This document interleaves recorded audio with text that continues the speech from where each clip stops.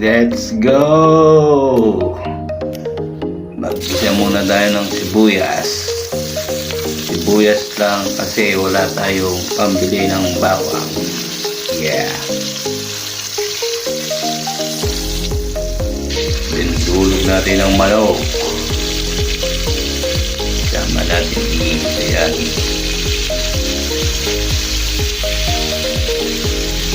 Dulog lamang. Then sangkita natin. Ilang minuto.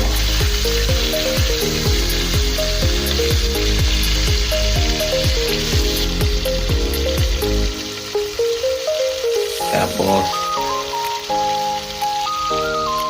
takpan natin para maluto.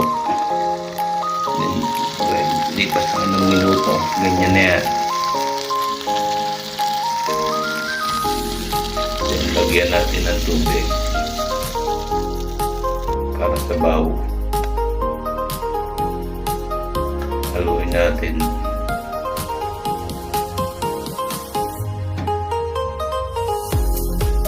Tapos takpan natin. Hintayin natin magkulo. Pag kumukulo na, siyempre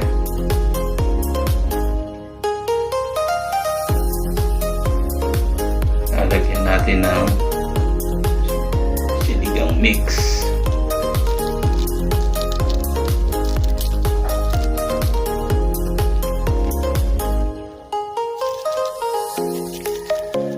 Then seasoning.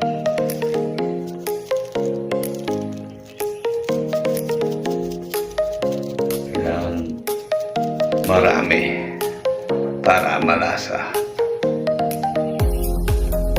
Haluin.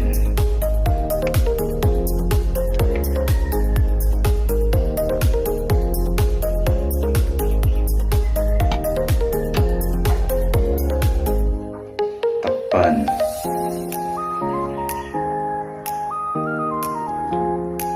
Kumukulo na, sunod natin ang sitaw. Tayin natin maluto ang sitaw. Ayusin na natin, mga boss. Then takpan. Pag kumukulo na, siyempre lalagyan natin ang dahon ng sili.